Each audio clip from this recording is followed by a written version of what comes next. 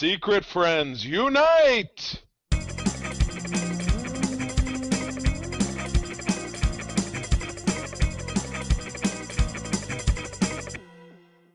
Welcome to the Secret Friends Unite podcast, episode 437.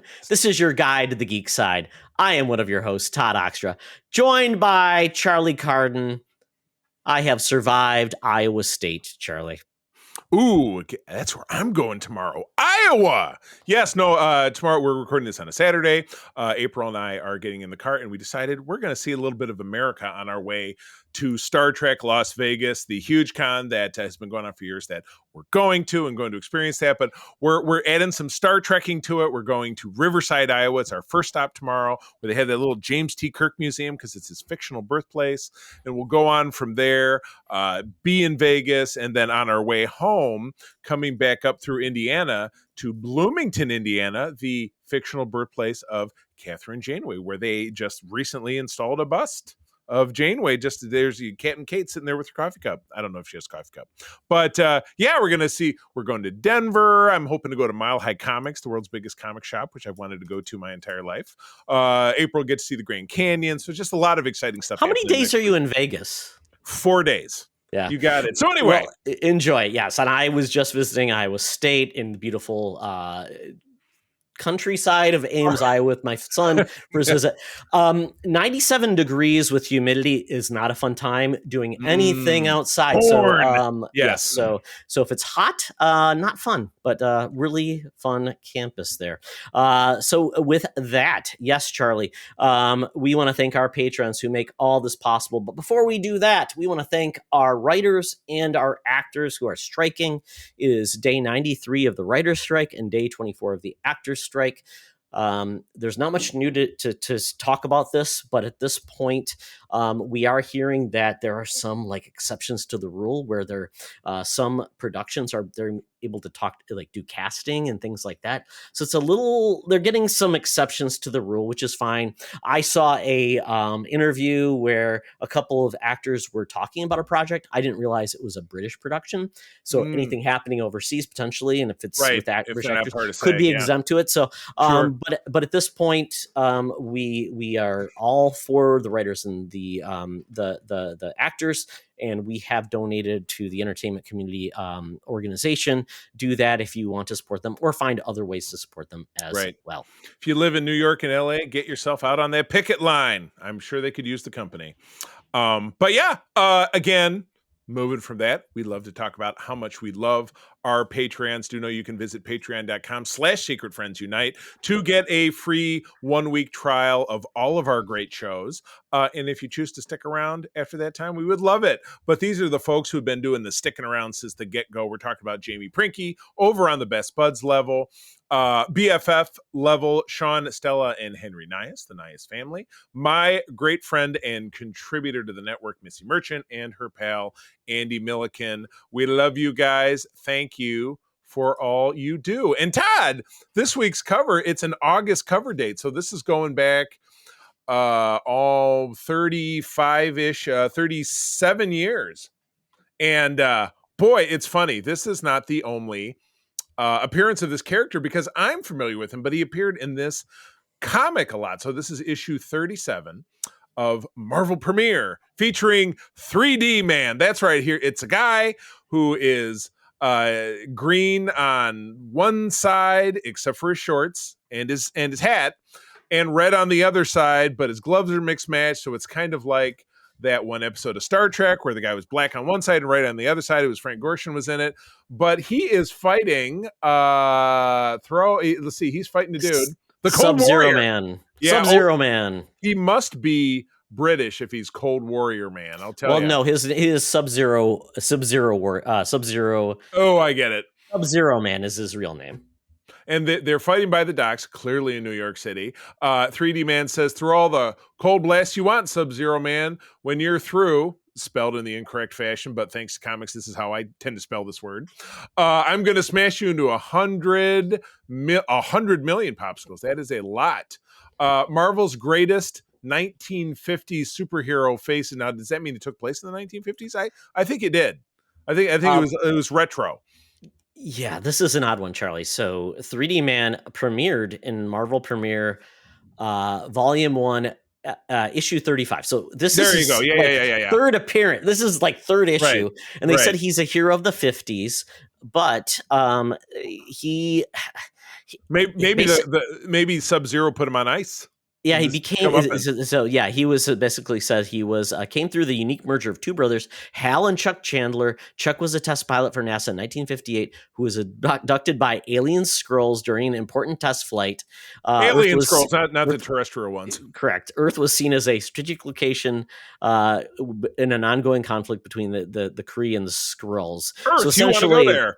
So it's essentially the two brothers were combined in the 50s, but once again never didn't actually appear and do anything in the 50s as a hero. So I don't know, this kind of reminds me of Sentry. Like, it's like, oh, he was a 50s hero. Not really. He actually didn't do anything until the 70s. I was going to say, yeah, I did. So anyway, I did have issue 35. So I was on the ground floor with this character, and I don't know in current parlance when was the last time he was seen, but I feel like this is not the next great MCU project that you have to look forward to. It's not the latest greatest thing, but we brought it to you here. The existence of this comic on Marvel Unlimited, it's possible, but add us over on Twitter and let us know if you know anything about 3D Man and his fate. At Secret Friends You over on Twitter, we'd love to hear from you. But as we tend to move along, somebody else who was going through a midlife crisis, in particular in the 1950s, I'm talking about our senior news correspondent, Madam Webb, currently down at the sweltering heat at the corner of Hollywood and Vine with the latest scoops for us. Let's go. Now it's time for Madam Webb's rumors and news. Take it away, boys. Thank you, Madam Webb. Oh, Madam Webb. 3D pictures. I believe you were in a few of those. 3D Man might have taken you to date, and he allowed you to use his 3D goggles. You apparently did not take kindly to that advance. Boom. Punched him in his face, and now he can only see in 1D. I thought it made him 4D, man, because he was seeing those birds going. I don't know. It's totally crazy. All right, what do we got this week? We kick it off with the trailer. I saw this one before Oppenheimer, which I'm like, okay, but this is nuts, man. This is a, kind of extending out the tradition of sequels that you didn't know you needed. This is a sequel to The Exorcist, starring Ellen Burstyn as the mother of Linda Blair's character. Looks like it's set in present day. Two young girls who are friends that go into school one day. I love it how they go into school one day in this trailer, and the school's like, "Well, here's footage of them disappearing." Whoops. They were gone. They were gone. They were missing. They didn't go back to second period. And well, we said, it's the next day, so we're calling you. But yeah, these girls obviously get possessed by the devil, and it's obviously you're getting vibes of the first film. And then Ellen Burstyn comes in as the Exorcist, and things just get progressively worse. So we had. Who do we have? We had Leslie Odom is I think the dad. He's the dad. Because they're two parents, and this is creepy, man. Double trouble. I mean, no doubt. But this is obviously tilting towards October, spooky season, which Todd, you're a big fan. April and I love going to the movies in general, but definitely during this time. So this should be a barn burner. Hopefully not literally, but yeah, it looks very exciting. Yeah, so this is going to be an interesting one, Charlie, because The Exorcist obviously is like what people would say one of the pinnacle, horror films of all time. Yeah. It still scares the crap out of people, took the nation over, so many iconic scenes, and it's cool that Ellen Burstyn is coming back. I mean, the fact that she's around, 1973 is when The Exorcist came out, so we're talking 60 50. 60. 50 years. There you go. I don't want to feel too old. Oh my God. Because we were born in the 70s, so be careful there. But 50 years, and she was playing a mother at the time. So I'm like, that's amazing. Now she's great grandnana doing exorcisms. And The Exorcist had 2 sequels, I believe. There was and no one really stuck around for those, and so they were I think the way it was called The Beginning and Dominion, which was interesting. Those were later sequels. We had a TV series in 2016, which I heard was good. It was on Fox. And then they made some direct sequels. So this is the direct sequel trilogy, Charlie. So this is essentially saying we don't have anything after the first movie. Kind of like Halloween. Yeah, like Halloween. Because they flushed it. Which is funny. You might mention that the director from Halloween 2018 is behind this. Well, really? I guess he has found his leitmotif. Good for him. Yeah. Yes, but we know what happened with that series. The first movie we loved. The other movies we did not. It's what they call too much of a lukewarm thing. It's lots of weird things. Things. Yes. So hopefully, if this follows that pattern, this will be great. And then they'll just say, you know what? Wash our hands. We'll do the dust like Roman from Fast and Furious. Oh, I just talk about that. Yeah, talk about the worst. Why that movie's probably the worst movies I ever saw. It's like Pete Davidson being a weird tracker, and then Han not Han, but the fight between those characters. Roman and the other rap guy. So Luda. Yeah. There we go. All right. We don't need to dig too deep into that again. But this is by Blumhouse, and they do good stuff. So this is really cool, and this brought back the notes with the Exorcist, the tubular bells. They held back on it until the very end, which I thought was great. Right. Good stuff. All right. I'm engaged. Definitely will be a Exorcist rewatch before this happens. So, okay. Wrap up. Next story. San Diego Comic-Con awards season. The Eisner Awards were revealed at San Diego Comic-Con. So, Todd, you're the guy. Walk us through it. What do we got? Yes. So the Eisners are the Oscars of comics, which is great. It's great to honor these great books that we may not all be reading, but it's good to know it's good, and then we can check it out.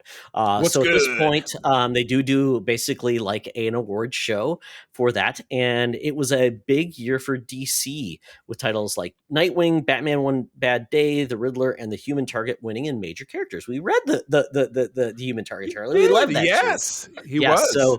So Tom Taylor and Bruno Redondo's Nightwing won the award for Best Continuing Series, and Redondo also taking home for the Best Cover Artist Award.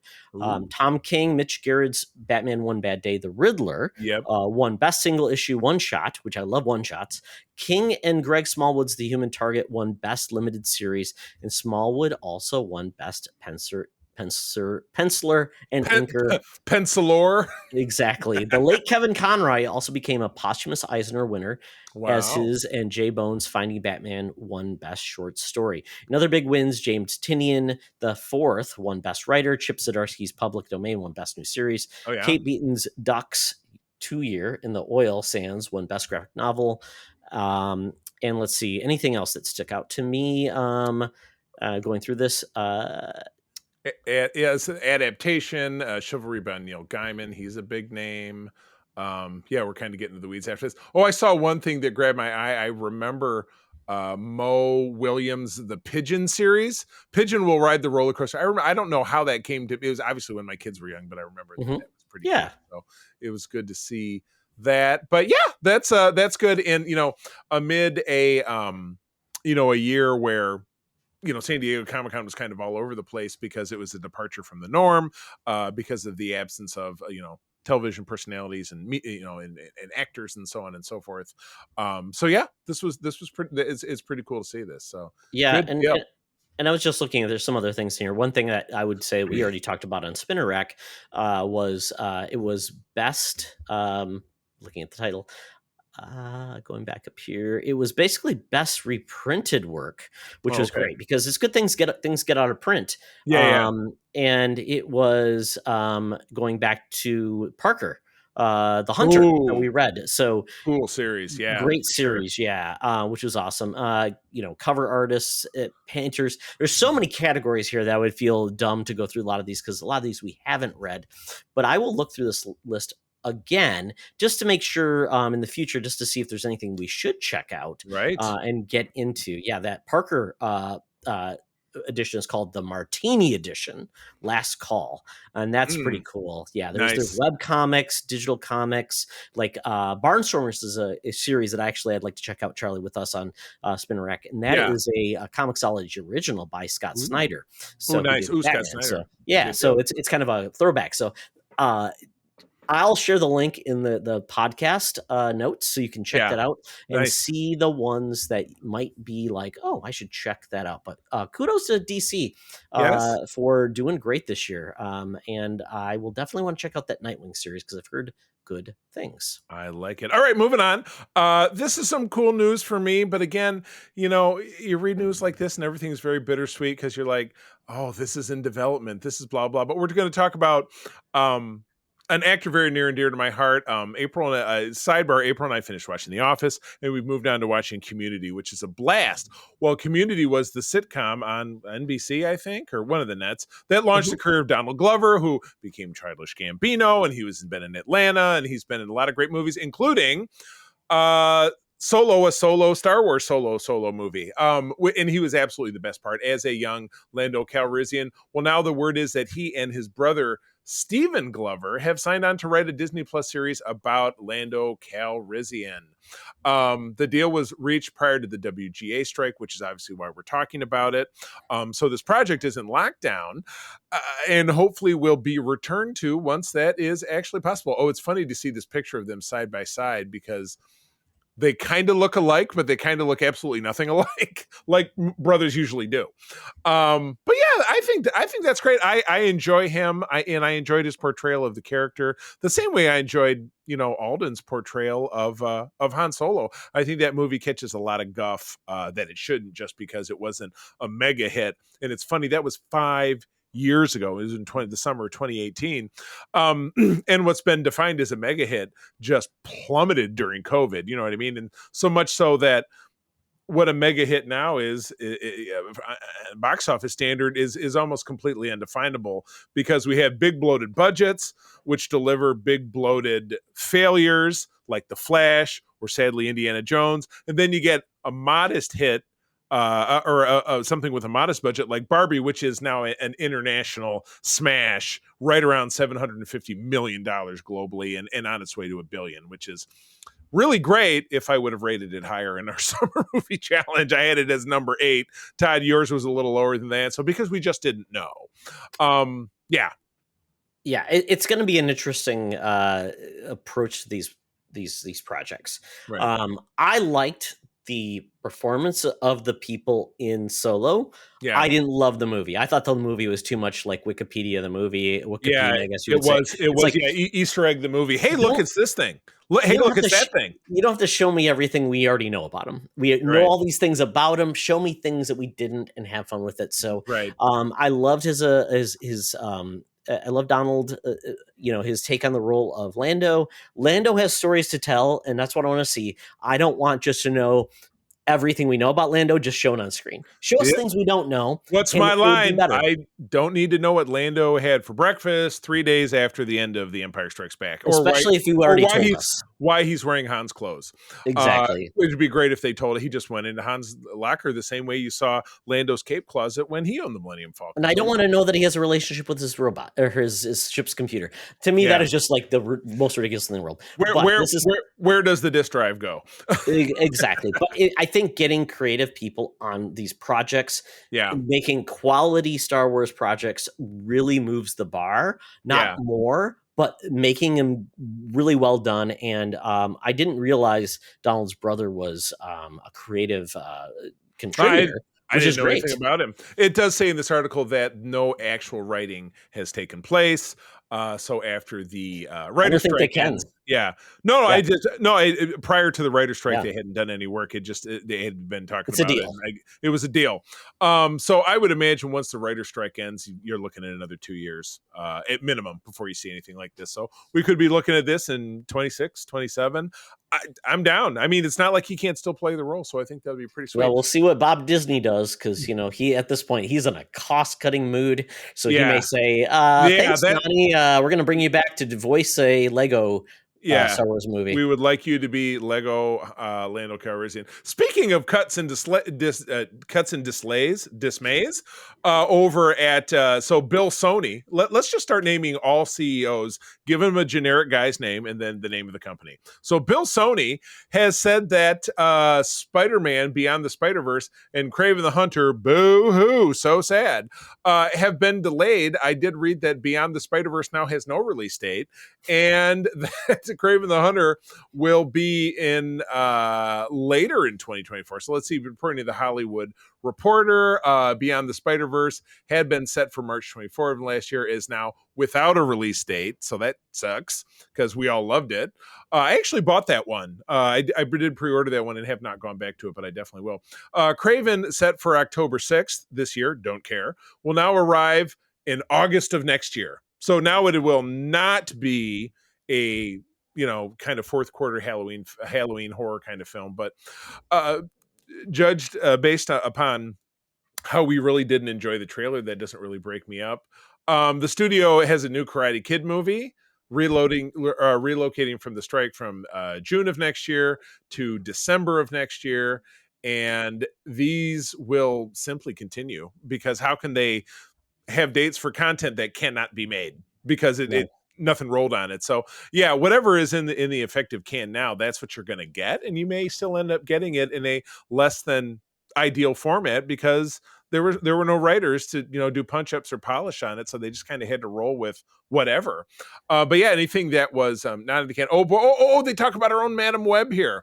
Moving in the other direction, she'll now open on Valentine's Day. Of course. It says 2023. I know they mean 2024 since we're in 2023 and that was months ago. So we're still going to get this movie. The next Ghostbusters film, slated for December 20 of this year, is now March 29 of next year. So they're still releasing things, but again, much like with our pal Donald Glover and his nascent, Lando project, pay these writers so they can have a living wage and we can have an entertainment industry again. Because right now we're getting reality shows and soap operas and British crime dramas. That's all we're going to have, and stuff re-released from streamers on networks. Absolutely, which means nothing to me because I don't have networks. So yeah, WGA, SAG-AFTRA, give those lovely people every friggin' nickel because the entertainment industry this time next year is going to be a wasteland. Yeah, it's going to be interesting, and some of this is for the good, but obviously there's no work done on these movies to make them better before they launch. So this is just moving the puzzle pieces around the chessboard to do this. The Karate Kid one is interesting because I don't think we know anything about that movie yet. And that's going to now be a December movie. Who wants to hear Karate Kid in December?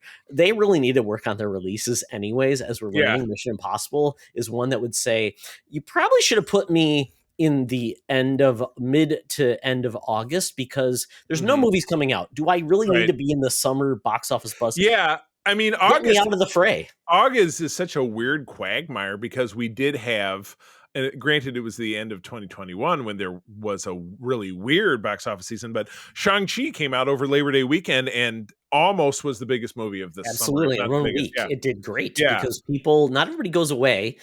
People want things to watch, especially if it's good. And that was at a time when Marvel was on top of the world and had nothing on Disney Plus yet because Disney Plus didn't exist. I would say in this lens, Karate Kid movie would probably benefit after Cobra Kai is over. Sure. Because then you want to build up that desire to see something that's related to it. Don't know how they're going to pull it off. But we'll see how this goes. The Ghostbusters movie, I don't know if it's a great window for that, how it's going to go, but I would say fall is always a good guess. September. That was, I know the prior film came out in fourth quarter. That was a year-end film last year. It was November, and I watched it 21. No, it was 21, I watched that when I was in Michigan with the family. It was a Thanksgiving movie, so kind of a weird thing. Maybe making it a September movie might make more sense. But it was very successful. So anyway, you can absolutely count on a buttload more of these to come your way, and we will tell you all about them. So anyway, moving on to something that came out and is actually successful, and we file this under no S Sherlock because you expected this was going to happen with the ridiculous success of Barbie, like I said, was expected to pull $90 million domestically in its second weekend, which is pretty nuts. It's only a drop of like 30 to 40%, which is really good. I mean, that's really, it's usually a lot steeper. But Mattel execs are next on their big old Hollywood moves. Barney, which we talked about in a previous episode, Polly Pocket, Shrug My Shoulders, and I think they're talking about upwards of 14 Mattel properties are in active development, which means there's probably another 30 that we talked about that are still being done. Oh boy, Thomas and Friends. I grew up with Thomas and Friends with my kids, so I might almost go see that one by myself, just out of my own Thomas nostalgia. Is that going to be live action? Is Thomas going to like turn into a dude? Is it going to be Thomas Middleditch? I think he'd make a great Thomas. It's so weird, Charlie, because if you look at this list, and I do want to call out the fact that yes, you want to duplicate success. Yeah. We've tried this before.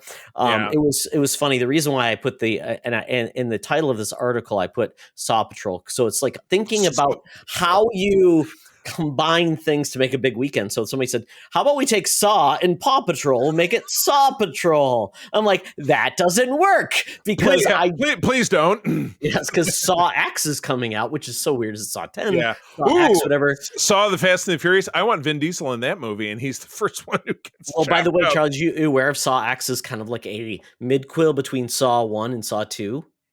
Okay, so they're going back to when Tobin Bell is still around. Exactly. And I think Carrie Elways was because he was the star of the first one. Yeah. Oh my God. Yeah. So the last Saw movie, not the one with Chris Rock, which I didn't see, but the one before that was a in between quill because it was like. It was very similar. It was between 2 and 3 or something. I don't. You know what? You got to get a big flow chart with the Saw movies because, like the Fast and Furious, they're still trying to convince us that Brian, played by the late Paul Walker, is still a character who's alive. They really, really work hard at that. Correct. And it's like, why is he not hanging out? Because, Brian's just living his best life. He's taking care of the kids. He's in the minivan. Everybody else can die, but he's living his best life. Because, Brian, we can't bother Brian. Yeah. Brian's doing all the, he's at the grocery store. He's picking the kids up from soccer practice. He's doing all the dad stuff while we're driving. He's working on himself, folks. He's working on himself. I appreciate, you know what? Yeah, we all should do that. So anyway, this is not at all surprising. You strike while the iron is hot. Let's see here, for the rest of their slate, other toy lines ripe for franchises like Masters of the Universe. You think we could go back to the well with the Masters of the Universe film? They were talking about that recently on either Weekly Planet or Do Go on one of the podcasts I listened to. And I realized I don't know that I've watched that entire movie before. But the backstory of it was absolutely hilarious. You go to Earth because you can't afford the budget of a alien planet, which quite honestly, the alien planet probably could have looked like the middle of nowhere, Australia. It would be in that one park where they always film things in LA that has that one big tree that I'm very familiar with. Exactly. And they were cheap. They went to a mall. Courtney Cox and Tom Paris, taking out Gwildor and all those characters you never saw. It's kind of like Frank Langella. Yeah, it was a live action version of Transformers. We were like, we just need to swap out all these old characters and bring in the new ones because it brought in all the characters in that damn movie were characters nobody ever heard of and didn't care about. Even it's like, okay, who's the pirate with one eye? Who's this guy? Who's that guy? Like, where's Beastman? Where's Merman? Where's Skunkor? Where's Stinkor? Where's all these guys? I was in a Walmart this week, walked through the clearance aisle, and I saw Buzz Off and almost picked him up because that was a character I love Buzz Off. It was like $5 or something. I really should have missed opportunity. Exactly. So I'm just going to go through these really quick, Carly.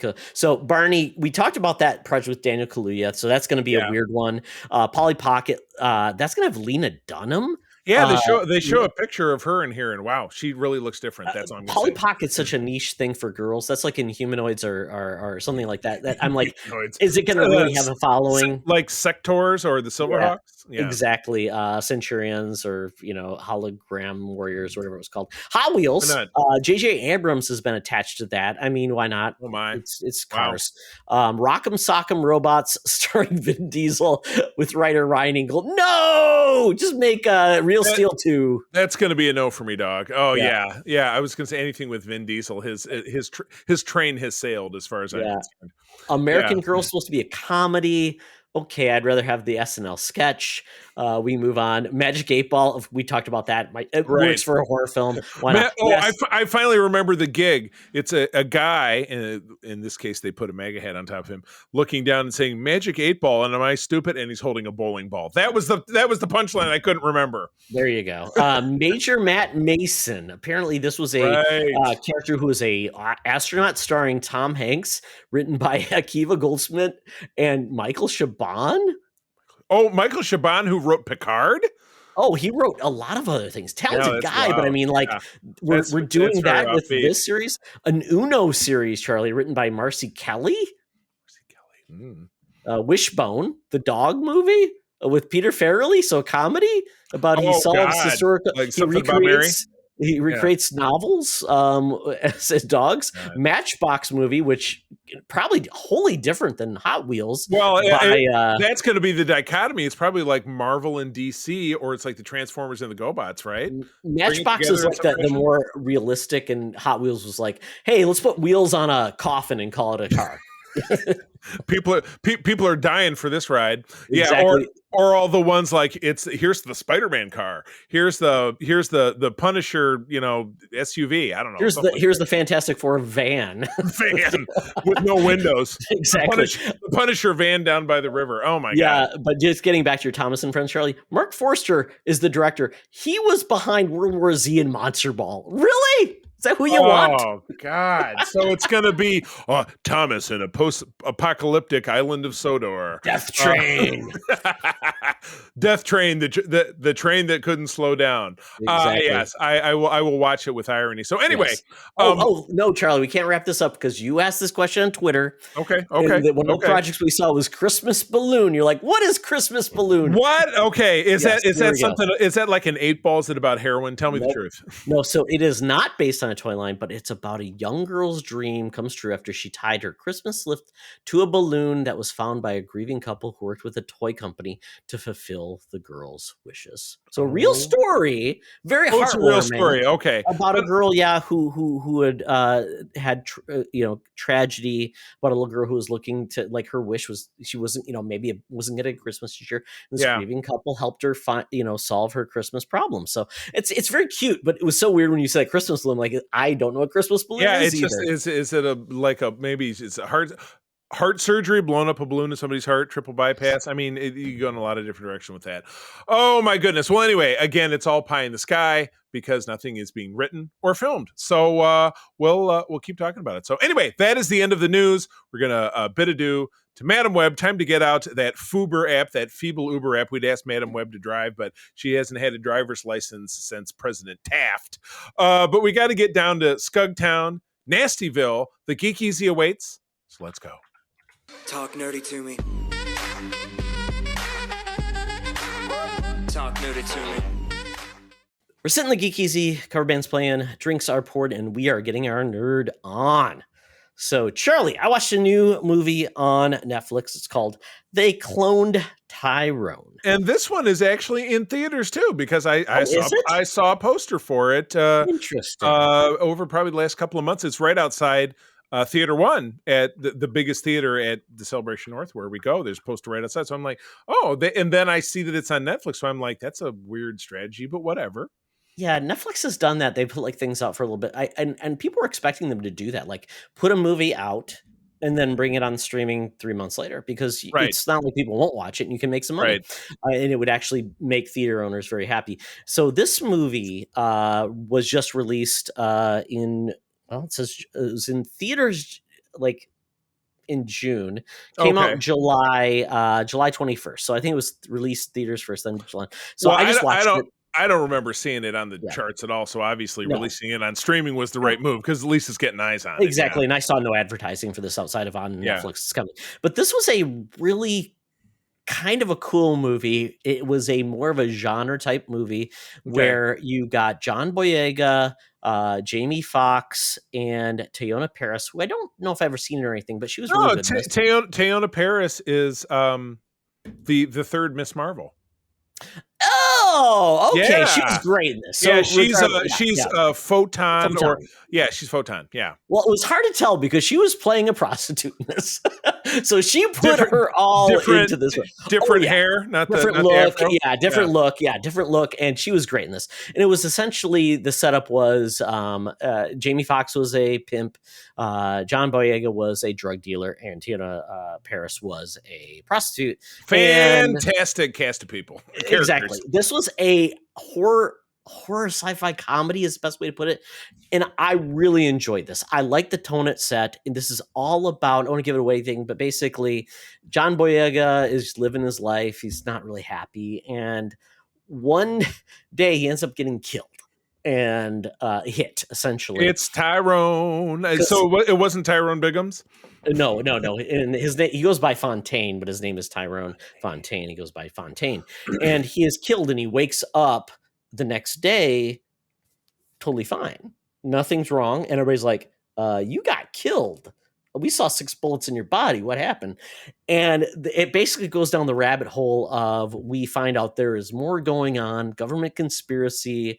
Of course. But you come to the yard for these 3 characters and their relationships, and Jamie Foxx. I'm not a big Jamie Foxx fan, but him as a pimp, Charlie. Holy crap. We're talking like, he's totally going on the player haters ball. He's all in. The pimp hand is strong, you're trying to tell me? He's hilarious. This is R-rated. It's not got like nudity, but a lot of F-bombs dropping.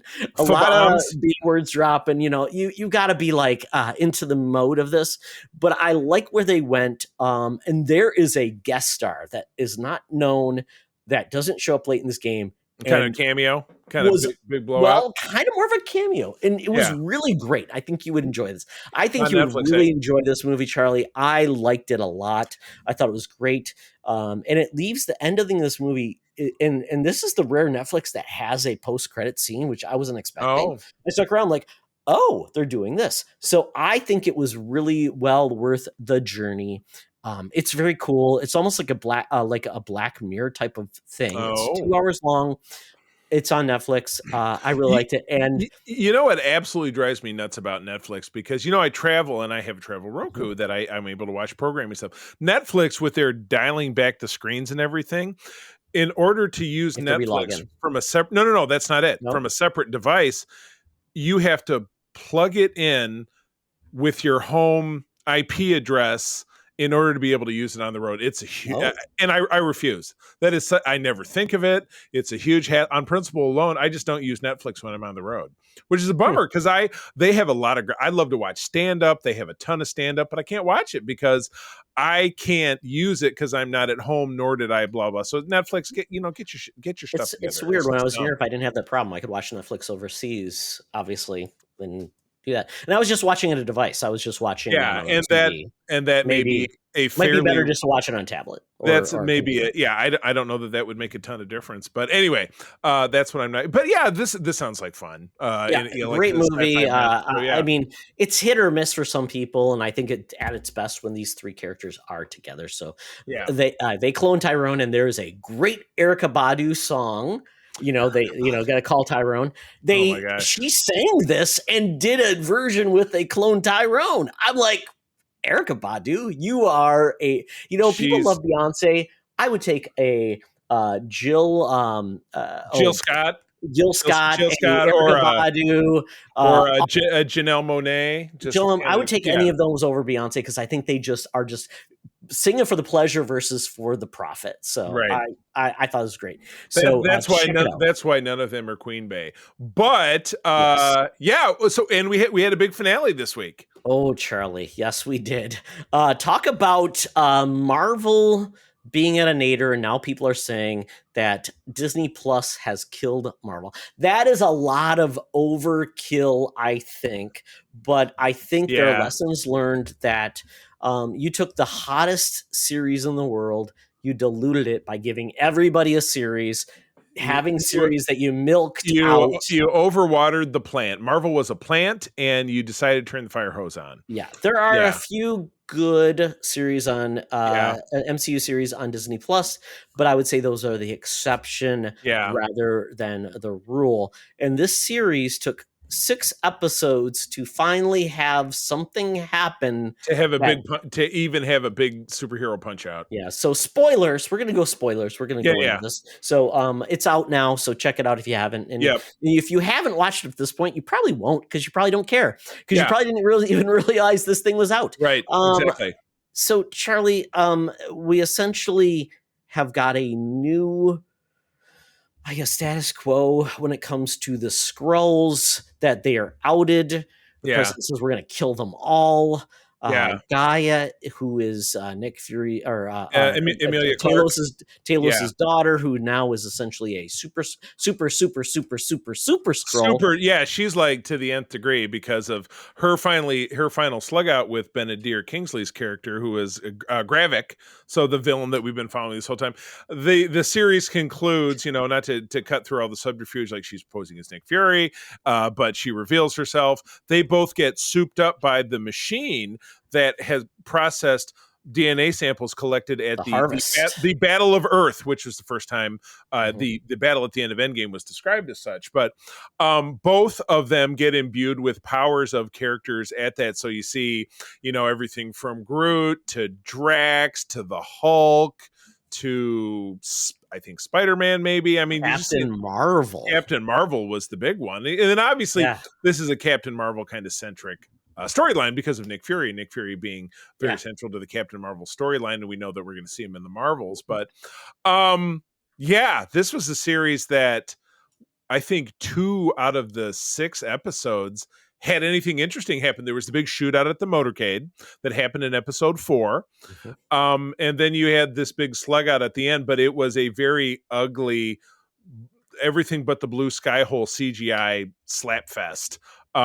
And maybe not as high. It kind of was evocative of what people really hated about that, third act of The Flash with all the really, kind of drilled down, not great looking CGI.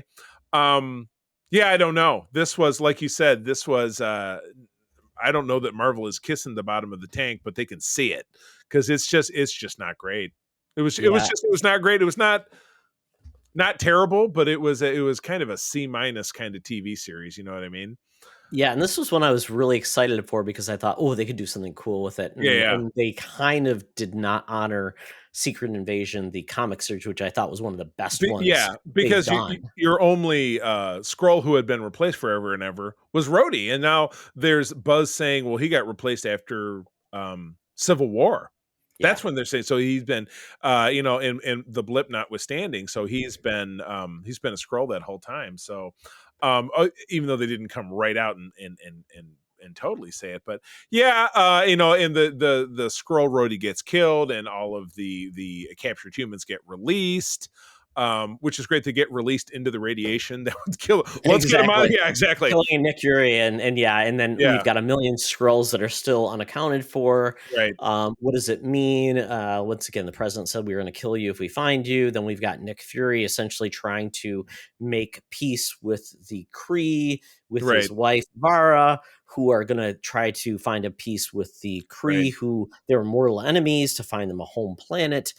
We could go from there. And so the new status quo is a little funky because now essentially the Earth is going to try to kill. And we got a preview of kind of like there are like vigilantes now killing people, whether they think Skrulls or not. Right, because there's a big montage at the end with shoot-ups that some Skrulls are get killed, but another one is a press conference where they shoot this woman and she falls down and she's not a Skrull.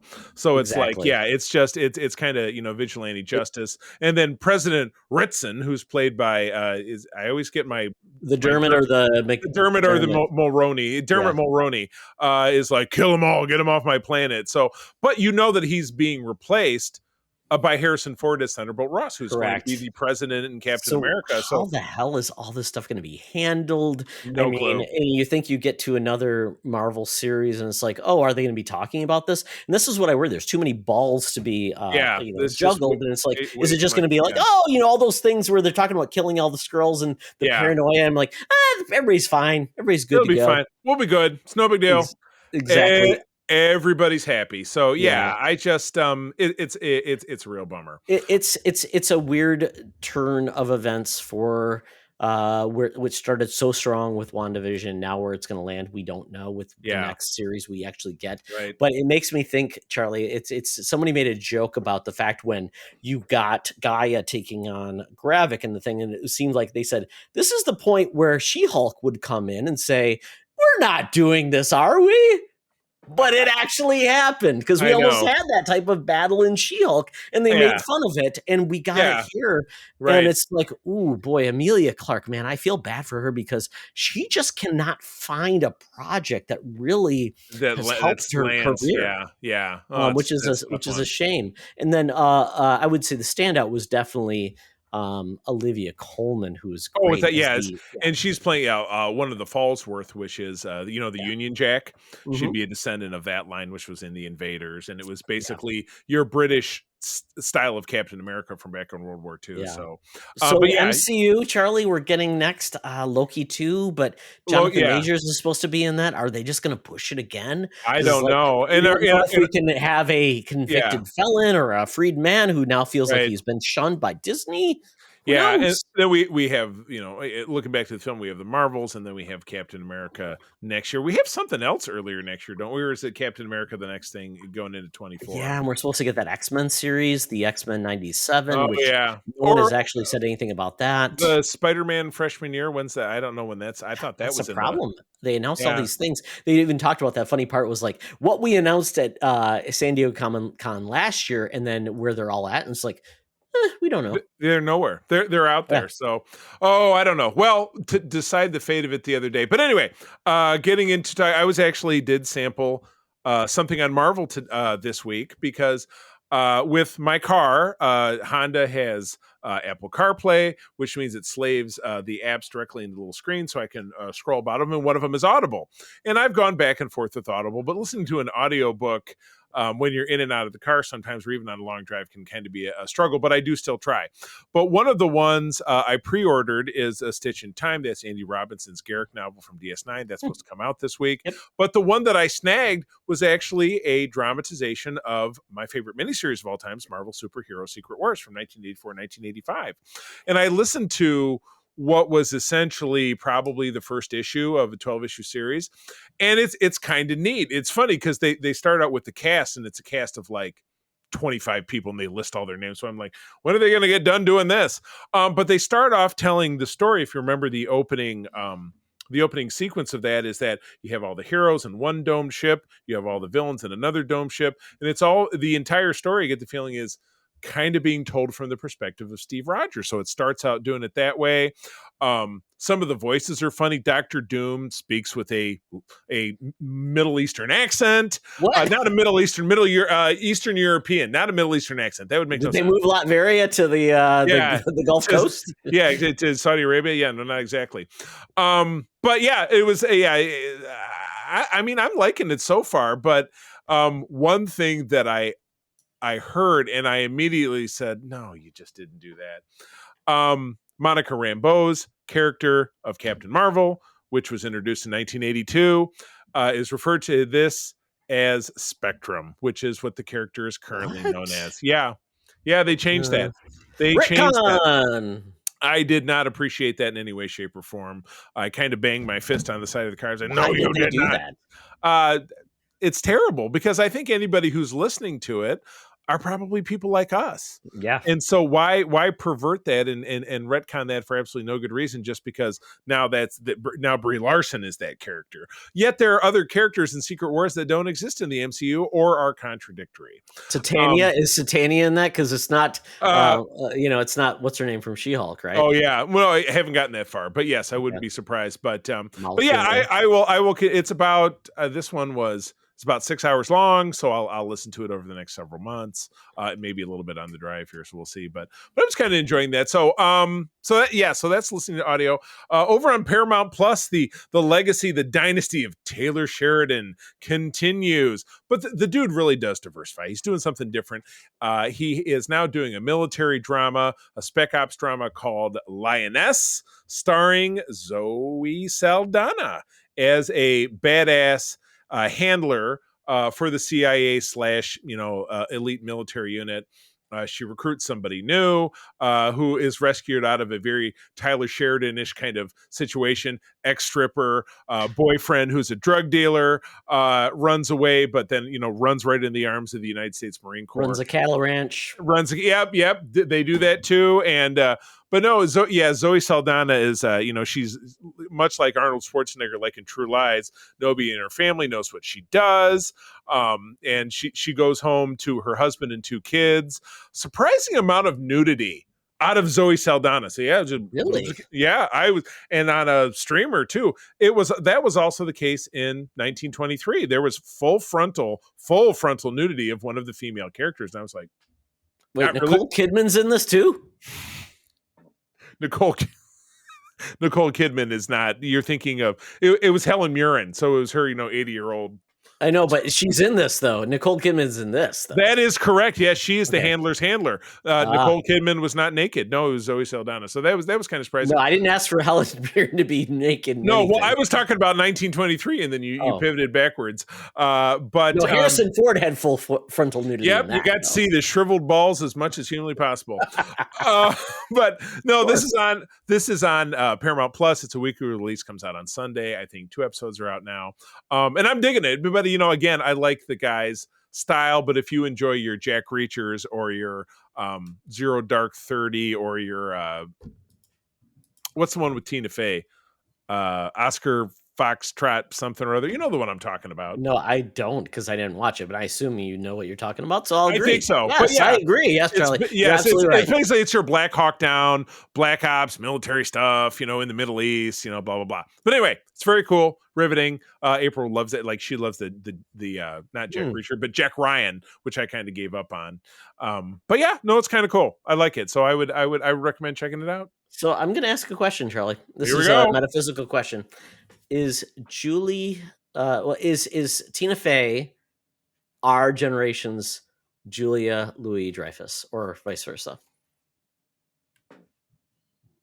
Or vice versa, moving backwards in time. Yeah, exactly. I don't know. I mean, I haven't seen because I haven't seen which generation we are. Julia Louis-Dreyfus in a super dramatic role that I can think of, because Tina Fey, we know she's now branching out. Well, we had Veep, and then we had but even that was a lot more satirical. So I don't know.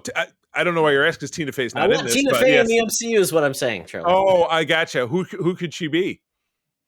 I'm going to make her Madam Viper. Oh, Madam Hydra. I like it. The Viper. Yes. Very cool.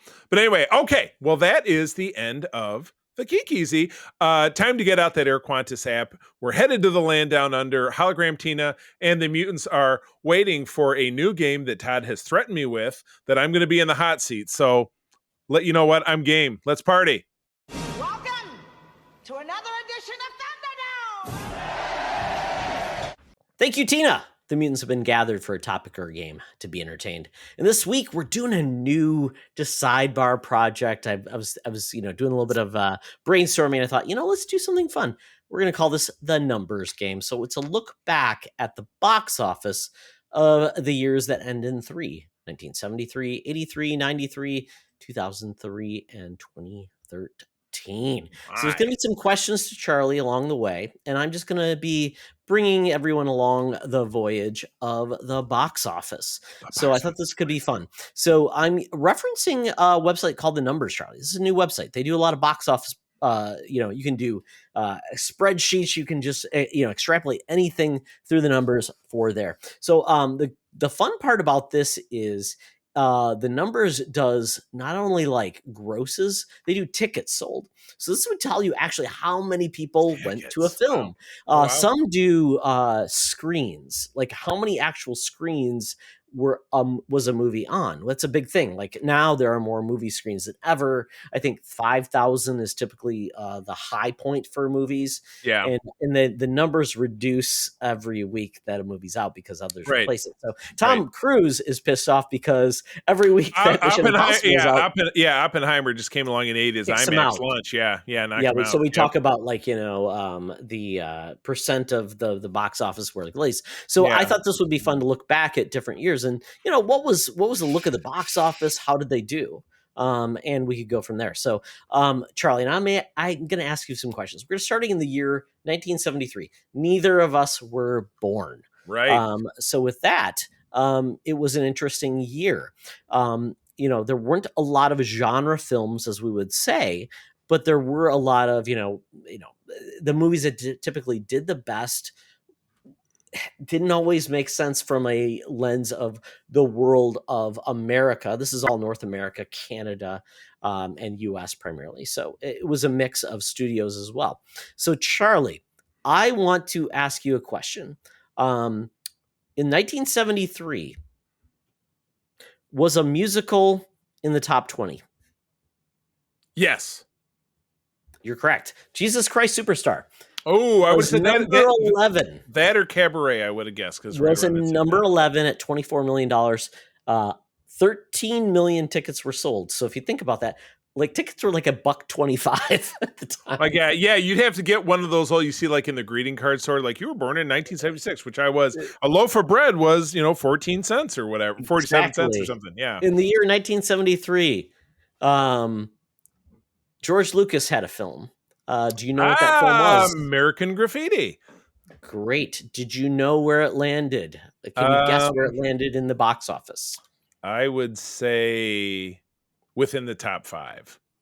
Correct. Number 3, it made $115 million. Wow. And that was 64 million tickets. That was his first commercial film outside. He had outside of his THX 1138, which was his student film. So yeah, correct. It's still 5 years before Star Wars. Correct. Did Al Pacino have a film that debuted in the top 10? That was when Scorpio came out, right?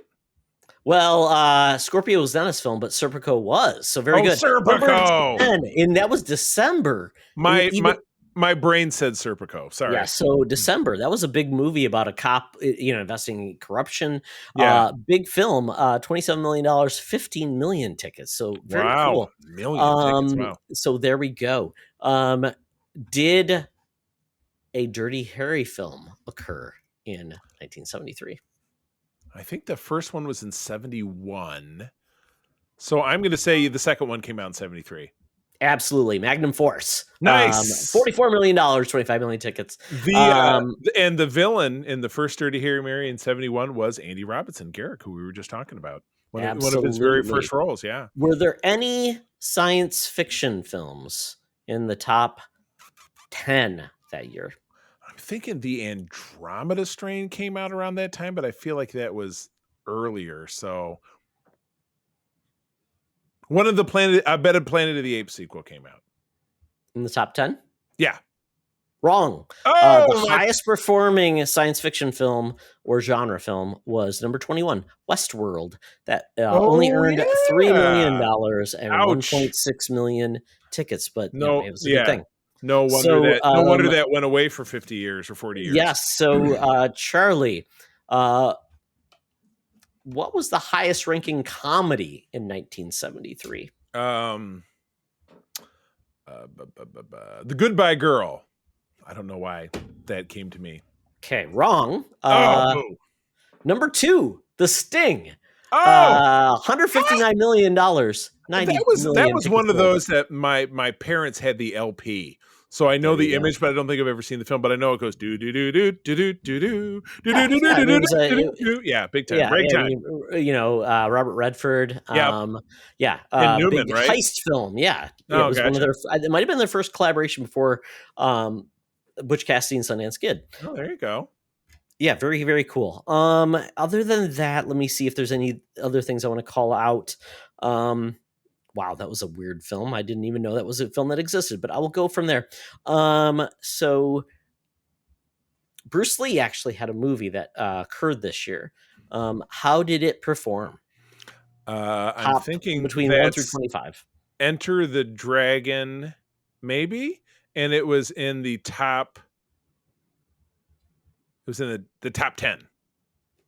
Wrong, but you're very close. Under the Dragon was number 13. Oh, nice. $21 million, 13. 12 million tickets. So that is and I'll just go through really quick. The top 10 of 1973, The Exorcist, as we just talked about on the podcast.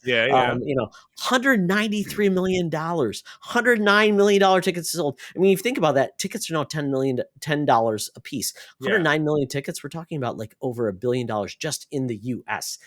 We have not seen a movie do that strong since probably The Force Awakens or Endgame. Crazy. The Sting was number 2. American Graffiti number 3. Papillon, that was a Dustin Hoffman movie. Gotcha. He was a war criminal, I believe, a war prisoner. The Way We Were, a romance film. Yes, at number 5. Magnum Force, number 6. Live and Let Die, a Bond film. Was a song by Wings. Yeah, Robin Hood animated film, which is kind of crazy from Walt Disney, number 8. Paper Moon, I believe that was is this a Neil Simon play? Maybe? No, the Paper Moon was the young girl. I can't remember her name. She won an Oscar from it, and she was also Ryan O'Neal, I believe, in there you go. Film. Yes, and then Serpico number 10. There you go. Nice. All right. All right, so let's move on to the world of 1983, when we were born, Charlie. Or we were 8 years old. We were 7. We were alive. Yes. Okay. So going from there, Charlie, it's very interesting to see how many tickets were sold. This was a big year for box office. We were in the franchises and things. Yep. So I want you to tell me, Charlie, what was the highest ranking comedy of 1983? God, I have no clue. Did a Smokey and the Bandit come out that year? That was the only thing I could. Porky's came out in 1983, or one of them did. Porky's did come out in 1983. Yeah. Okay. But not that. Don't know. So I will tell you. The highest ranking comedy of 1983 was Tootsie. Oh, yeah. It came out December 17th. 1982. Oh my so gosh. it's weird that comedy would drop that. It was a smash. $136 million, but 43 in 2 million weeks. But 43 million tickets were sold. So I'm not sure how they calculate if it's that's the total run. But Charlie, these ticket numbers have almost gone in half by this point. So less people are seeing movies, but they're seeing more movies. I was going to say more, things are spread out. And then this was really before the home video market took off, but it was very close. Absolutely. So it's you're seeing people not see a movie 18 times, but you're seeing people see more movies. And then obviously the cost of tickets have gone up. I mean, you're thinking tickets now are probably averaging probably close to $2.5. Yeah. $2.5. $2.5. There we go. Give me my $0.5. Yes, Charlie, what was the highest ranking drama film of 1983? Terms of Endearment, I feel like came out that year. Did not come out that year. Okay. What is it? It is Flashdance. This movie about a girl who is a welder, just a small-town girl on a Saturday night. Just wants to dance. One of the best soundtracks you can think of. What a Feeling. Maniac, I believe, was that soundtrack. Yeah, Michael Sambello. Made $90 million, sold $28 million tickets. I mean, talk about a crazy movie. A podcast I listened to, they talked about this movie and they're like, this girl had it all. She was a welder, wanted to be a dancer. She lived in this big building. Big old warehouse or whatever. She was 18 years old. I'm like, people that went to college can't even afford that type of lifestyle. So she was like a charmed life, the welder. It really helps when you're starring in a movie. Exactly. So Charlie, so with that, what was the highest ranked? We're gonna go with this. Musical that year. Did Grease 2 come out that year? Oh God, I don't even know.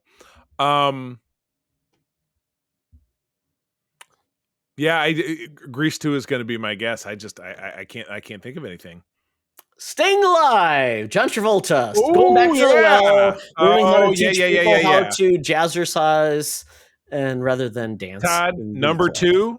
Frank Stallone. Exactly. $63 million. If you think about that, that would have been like $300 million today. I mean, you know what? It's a great flick, but yeah, I didn't 20 million tickets. I mean, at $10 a ticket, that's $200 million. That's a big deal. What was the highest ranked thriller suspense film of 1983? Man, multiple choice would help with this. In 83, Witness? No, that was 84. Yeah, Witness. There we go. There's my Harrison Ford guess. You're about 2 years too early. Damn. It would have been War Games, Charlie, with Matthew Broderick. Oh, man. Yes. Nice. Yes. Would you like to play a game? Exactly. Made $74 million, 23 million tickets. So with that, Charlie, were there any superhero or fantasy films in the year of 1983 in the top 25? I can think of 2 genre films. Maybe not a superhero film, but of course Return of the Jedi and Superman 3, which I just watched the other day. You are correct. So Return of the Jedi was number one, $249 million, 79 million tickets. That is essentially roughly double the number of tickets that people went to see Tootsie. So kind of crazy from there. But Superman 3 did not break the top 10. It was number 11. Oh, bummer. It came out in June. It made $60 million, less than National Lampoon's Vacation, which is kind of crazy, which was number 10. Superman 3 is a very offbeat film. We were having a conversation about it with some friends, and I'm like, we should watch that. And I love Richard Pryor, so that's what drove my interest. Yeah, it sold 19 million tickets. It's funny because the top 6, there's literally only $5 million between the top 6 and top 11 movies. So it's really a cluster of like movies of did okay, which is just really funny. So yeah, it was an interesting year in box office because we did have Oscar winners. Gandhi launched that year. Number 13. Comedies like 48 Hours as well. Big Chill, Terms of Endearment, Blue Thunder, Jaws 3D, Charlie, really crazy. E.T., like even its second year out, because it came out in 82, it still was the 21st ranked movie a year later. Because it's like the original Star Wars was in theaters for 2 years because that's the only way that people saw it. You know, it didn't make its way to TV. There was no home video market. Yeah. So yeah, that was the only way people saw stuff. It was like, let's go see E.T. for the 48th time. Exactly. Sure, why not? Yeah. Yeah. And you know, E.T. actually in its second year still beat out Porky's 2 the next day. Oh, boo! Exactly. And it's funny because Snow White and the Seven Dwarfs, this is funny because that movie was re-released. Even a movie that had been out for 50 years, still in its re-release, made $30 million. That was the time when it was like you didn't know when you would see these films again. Right. So really, that was the back into the vault. And that was the only animated film of 1983, really, that broke the top. I mean, The Dark Crystal was at number 38. So crazy year. It was kind of interesting. To the top 10 really quickly. Star Wars, number 1. Tootsie, number 2. Flashdance, number 3. Trading Places, number 4. War Games, 5. 6. Octopussy, Bond. Mr. Mom, number 7. Staying Alive, 8. Risky Business, 9. Tom Cruise. And 10. National Lampoon's Vacation. Moving on to 1993, Charlie. Jurassic Park is the first answer. Oh, yes, absolutely. So this is an interesting year because we did get some big movies. This was my senior year of high school, so kind of a crazy year. So this is very in forefront of my brain in regards to this movie. So in that lens, Charlie, what is the number 1 ranked thriller suspense movie of 1993? Basic Instinct was the year before. Single White Female was the year before that. So I'm going to go with Sharon Stone had another movie called Sliver that I feel like that came out in that. Yeah, that's the only one I can think of. I know that's not. Was a Baldwin in that one too? I think? Yeah. All those screens. Yeah. Yeah. Remember that one? Yeah. Yeah, nope. But no, I'm striking out. What is it? The Fugitive. Harrison it's one of Ford, my the remake of the TV favorites. series. Yes. I didn't kill my wife. I don't care. Yeah, $183 million, Tommy Lee Jones. 44 million tickets sold. Oh, Charlie. God, great flick. One of my faves. And the sequel to that, U.S. Marshals, I adore that film. Absolutely. Tommy Lee Jones won an Oscar for that film. Crazy. Really? Yeah. He did. Yes. Oh boy. Yeah, I love both of those films. Actually, that's one I have it on a double disc. It was when you bought DVDs and they come together. So anyway, all right, what's next? So Charlie, what was the number one comedy movie of 1993? Oh my gosh. I'm gonna kick myself because I saw so many movies back then. It was my junior year of high school. Should have you give this to me in multiple choices. Charlie saw these movies by himself. No date. No, Todd, that's you. You go to see movies by yourself. I went with my mother. That was right. That was your date of the time. Yes, exactly. I forgot. My mother was not visiting me at Michigan State or gosh. on movie dates with me. Let's see here. Top of 93 was of a comedy was Ace Ventura was the year after. This is so embarrassing. 3, 2, 1. Don't got it. Choose. Okay. That would be Mrs. Doubtfire, number 5, Charlie. Oh, I thought that came out in 94. $122 million, sold 29 million tickets. Robin Williams in drag is a audience draw. That is a recipe for success. All right, what else you got? Okay. What was the number one romantic comedy of 1993? It wouldn't not Sleepless in Seattle. My God, how am I just losing all of these for a year when I was a young adult? Oh my God. Oh gosh. Okay, so 1993.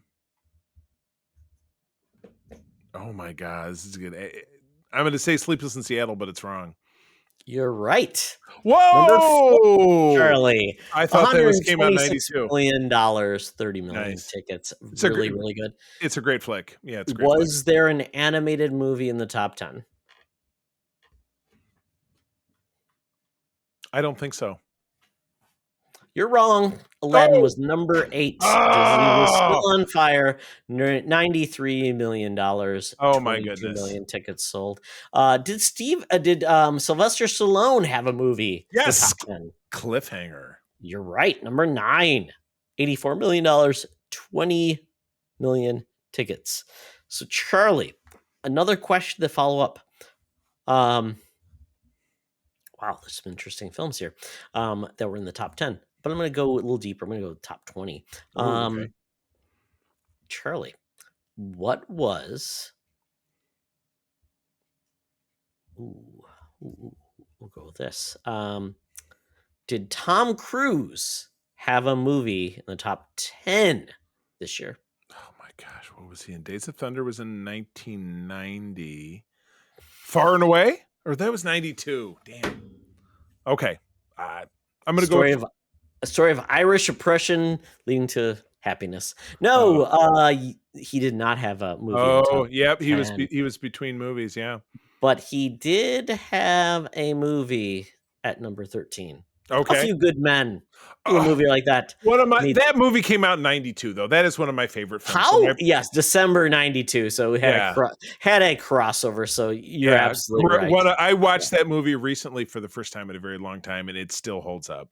Still so good. Yes, very good. And it gave way to, Todd, your favorite Donald Belsario program, Jag. Yes, absolutely. Yeah, Tom Cruise is just, he was disappointed he couldn't appear in that. So there you go. That's 1993. I'll go through the top 10 there. Number 1, Jurassic Park. Duh. $338 million. That was a big deal. I remember seeing that right before my graduation party. The Fugitive, number 2, 183. The Firm, $158 million. The Firm was Tom Cruise, wasn't it? Yeah. So yeah. There you go. So I guess I lied. So he did have a movie. But I missed it. Yeah. Sleepless in Seattle #4 at 126 million. Disc Doubtfire 122. Decent Proposal 106. Remember that movie? Yeah. Woody Robert Harrelson Redford was a poon hound. wanted to get Demi Moore. Yeah, nice. Poor. Poor Woody. That sucked. In the Line of Fire. Oh my goodness. That was Clint Eastwood and Renee Russo. Great flick. Exactly. And Malkovich was the villain. Malkovich was the villain. Yeah, it's with the plastic gun. Don't use that, folks. Don't use a plastic gun. Right. Aladdin #8 at 93 million. Cliffhanger at 84, and Free Willy, Charlie. Free Willy. $77 million. Was Free Willy Disney or was that early DreamWorks? I can't remember. Maybe Universal. Free Willy was Warner Brothers. Gotcha. The herding Warner Brothers. Got it. The biggest sting of the summer is Warner Brothers. Charlie, now we're getting to modern times. 2003. 2003. One of them one of them's got to be Daredevil. Oh my goodness. So Charlie, in the year of 2003, what was the highest ranked musical? Chicago? Absolutely. Ding, ding, ding, ding, ding. Nice. Oh my goodness. Yes, this came out December 2002. So most of its earnings came out in 2003. Yeah. $161 million, 26 million tickets. Nice. All right. So Charlie, with that, what was the highest ranked comedy of 2003? 03. Meet the Parents? I feel like no. Okay. The highest ranked comedy of 2003 was Bruce Almighty. This would be Jim Carrey acting as God, given the powers of God, from Universal Studios. $242 million. No. He didn't get them from Universal Studios. He got them from Morgan Freeman. Yes. 40 million tickets sold. So, Charlie, at this point, what was the highest ranked genre film? I'm going to go with the Matrix sequel or Daredevil. All right. So if we're excluding animation, that would be, this is a hard one.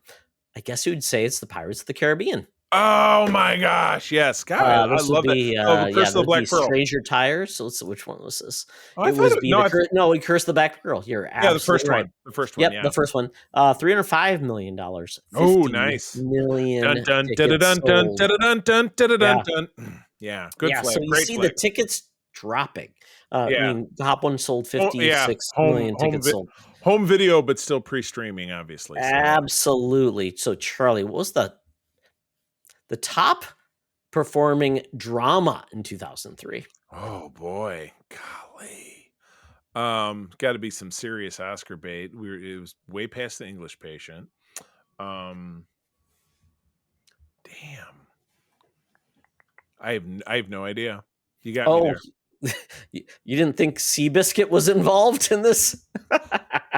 Tobey Maguire, Seabiscuit. In his first post-Spider-Man stab at a serious role. Yeah. A Man and His Horse. This was by Universal Studios, $120 million, 19 million tickets. There you go. Wow. So, Charlie, were there any superhero films in the year 2003 that might have hit the box office? Absolutely. Daredevil definitely comes to mind.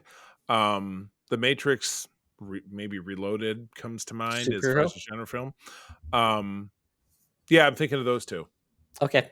So you would be wrong. Oh. So Daredevil down at number 25. Wow, that was a bomb. $102 million. I guess I thought that was more successful. $102 million in 2000. Well, technically what's considered a blockbuster, which would be a film that makes over $100 million was considered a blockbuster back in the old days. Back in the day, 17 million tickets. No, the highest performing superhero film, X2, X-Men United. Oh my God! What my favorite of the old guard X-Men films? 214 million. 35 million tickets sold. Great flick, filmed and set in Canada. Yes, Charlie. So, a good question to follow up with that is, what is the top performing action film in 2003?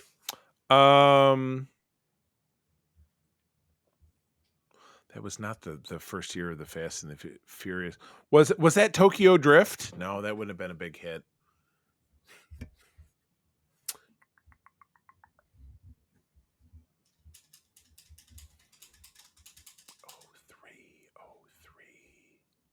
I'm striking out. Hit me.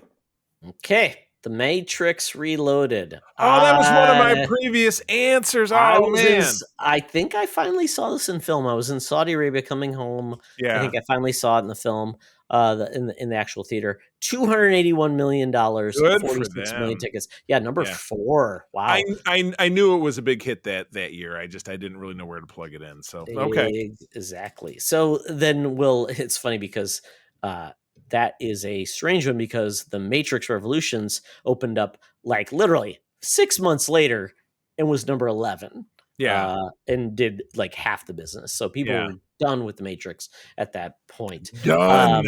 Yes, exactly. So Charlie, with that, I'm looking for one other point here because it's interesting because the genres change. I'm looking for something other than what is the number 1 romantic comedy in 2003? Back in 2003, My Big Fat Greek Wedding. Wrong. How to Lose a Guy in 10 Days. Oh no! We got Kate and Matthew McConaughey. Oh yeah! All right. Yeah. $105 million, 17 million tickets, and it's funny because you got no special effects in that, except unless you like. Can I believe that people can't fall in love that are beautiful? And that's a lot of magic rather than that's the special effect. It's spectacular. Exactly. Oh, exactly. So with that, Charlie, I think that brings me back in. Were there any other superhero films in the top 20 in the year 2003? We covered X-Men. We're not up to Fantastic Four yet. There was not a Spider-Man. That was in 2004. Not Superman. Not Batman. No, I don't think so. The Hulk was number 14, Charlie. Eric Universal Bana Studios. Hulk. Yeah, Eric Bana. $132 million, 21 million tickets. And shame on me because that the female in that is Jennifer Connelly, and she has always been on my hall pass list. Oh, she's fantastic. Absolutely. So last question in the year 2003, Charlie. What was the top ranking horror film in 2003? Was that the year of that might have been the year of The Ring. Might have been. Could have been. Not so much. Wait, there was that one with Sarah Michelle Gellar. It was the Japanese adaptation, but I can't remember the name of it. Go ahead, please. Freddy versus Jason, 2003.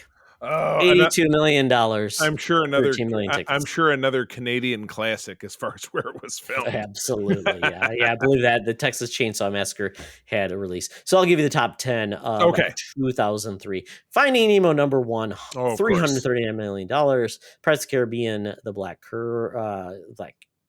Curse of the Black Pearl. Yes. 305. Lord of the Rings. This would have been The Return of the King. That was a total of 290 at 48 million tickets sold. The Matrix Reloaded number 4 at 281. Bruce Almighty 242.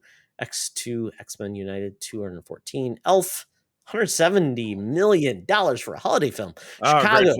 Chicago number 8 at 161. Terminator 3 Rise of the Machines. Charlie. That's a good flick too. I enjoyed that. Was the last one that I thought was enjoyable. Yes, and a blonde Terminator that we don't remember that woman's name. $150 million. Christiana Loken. Yes, there you go. And Bad Boys 2. $138 million. The sequel that wasn't worth it. Absolutely. Now we get into 2013. This is really close in everybody's brain. Oh, very good. The world is a different place, totally. And it's very interesting.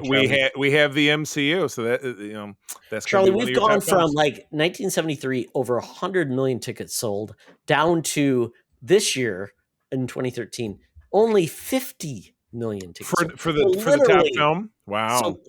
So literally half of the people are seeing a movie, meaning probably less times, or they can wait till it comes out on DVD or video. Right. I mean, so many things have changed in the world, and plus the cost. I mean, if I look at this differential, tickets are now averaging probably close to $8 per film versus when we started about $1 a piece. Yeah, right. So that's wild. huge. Wild stuff. I mean, if you talk about in 40 years, that's 8x inflation. Oh my gosh. Crazy. So we'll go from there, Charlie. So what was So what was the top rated comedy of 2013?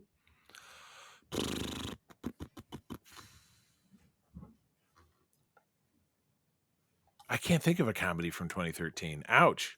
What you got? That hurts my soul, Charlie, because we saw this in the theater together. That would be 2013's The Heat when we were checking out Chicago. Oh, yeah. It was it Wizard World at the time? Yeah, Melissa McCarthy and Bateman. Yeah, that was a fun flick. And Sandra Bernhardt or Sandra Bernhardt. No, Sandy Bullock. Yeah, that was their movie. There you go. Yeah, it was great. Yeah, that great movie, Paul Feig. There you go. Yeah. But that was number 15, $159 million, 19 million in tickets. That's a tidy profit, I'll bet. So what was there a musical in the top 10 in 2013? 13. I don't think so. I don't have one. Wrong. Frozen was a musical, Charlie. That was number 4. $296 million. Wow, yeah, that was a juggernaut. But again, I know my kids liked it, but I didn't have to go see it, so maybe that's why it's not resonating. 36 million tickets sold. I enjoyed it. I can't remember if I saw it. I must have seen it in theater because we enjoyed the movie, but my son was at the time, he would have been 8 years old. Yeah, right around there. Yeah, absolutely. So with that, Charlie, what was the top thriller suspense movie of 2013? We were getting into maybe Insidious. We were in that vein, or Annabelle, that kind of. Well, that'd be horror. So, you said thriller, suspense, yeah. So I'm thinking of like more adult, like action, those type of, movies. I'm drawing a blank. It would be very hard to think about this film, but it's Gravity. This movie came out in 2013. Yeah, $255 million, 31 million tickets. Sandy Bullock, and then her hallucination of George Clooney are the only 2 actors in the film. That's what I remember. Absolutely. So what was the top horror film of 2013? I'll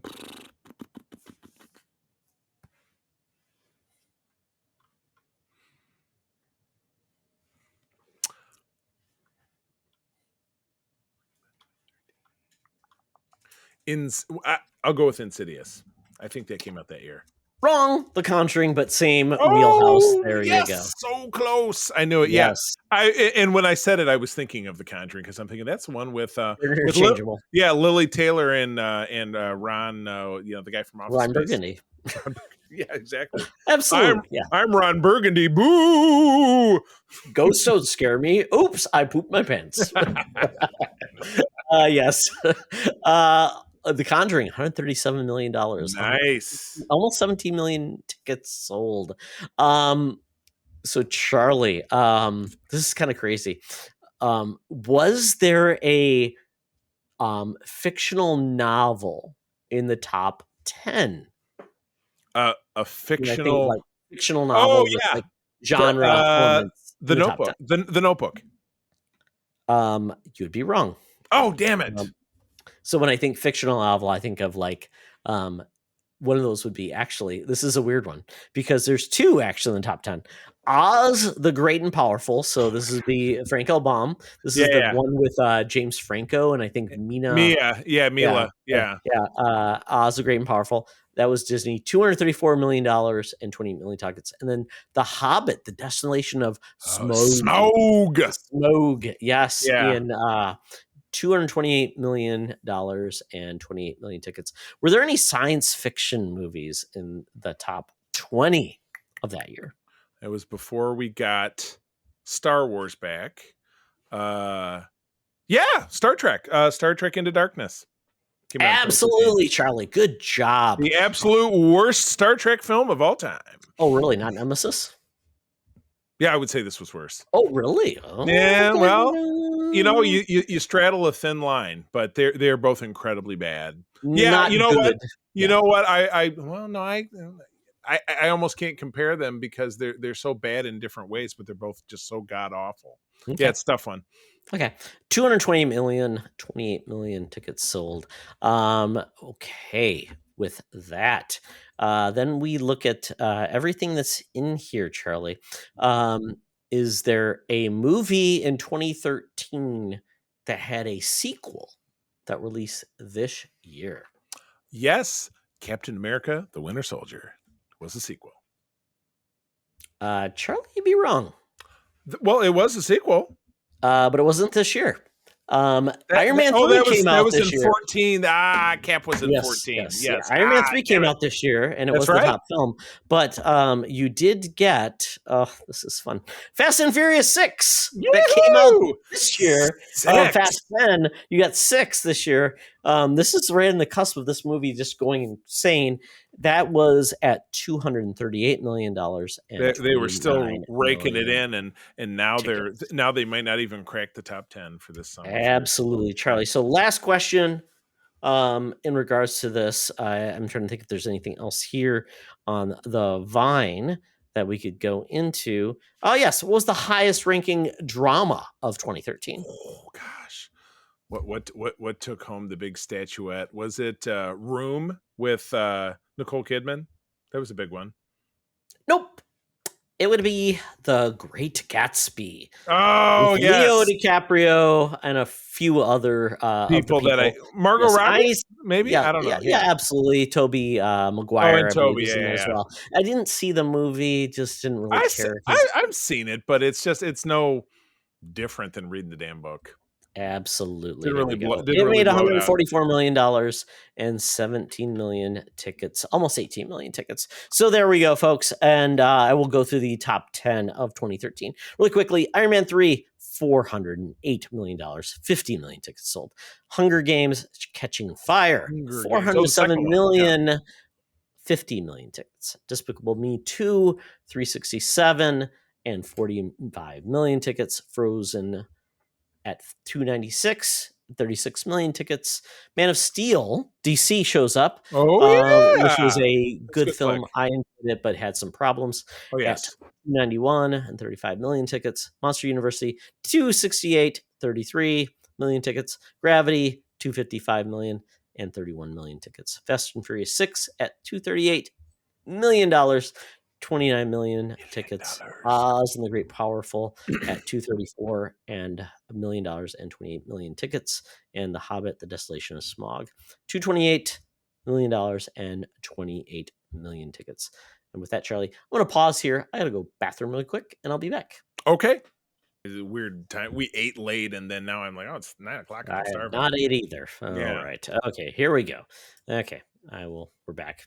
Right. Well, that is the year in box office in years ending in 3, crazy. Charlie. So we'll see if this. Hopefully, everybody enjoyed this. If you have ideas on what we can do in these weird days where there's not much happening, and we can cover a topic that could be a lot of fun. So hopefully, you didn't feel like I was putting you on the spot, but Charlie, you did very well. That's good. Well, I feel like I started strong and fell off, but it would be a cool one next. Maybe like a year a superhero popped up. Like, hey, it's 1962. Here's 70s, give me 78, but give me multiple choice. You know what I mean? Okay. Yeah, be like here's 4, and we'll do every 10 years or something. Like start in 1950. Here's 4 characters. One of them, it was their first year. So yeah, that'd be fun. We'll see how that. Yeah, we'll see how that goes. But good job, Charlie, looking at the back at the box office of these years.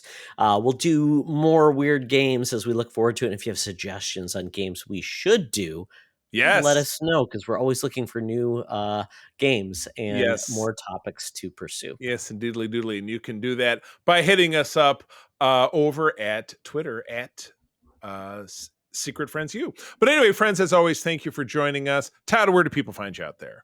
Oh, they find me on at Toxtra on Twitter. I'm also on Threads.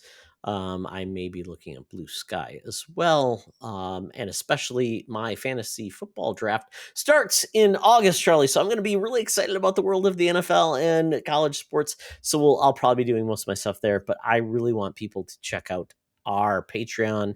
Yes, please. Patreon.com/SecretFriendsUnite. I also want people to check out our website where we have a lot of good stuff there. I try to put all our video on the main page. I've been a little lagged on that because I got a new computer.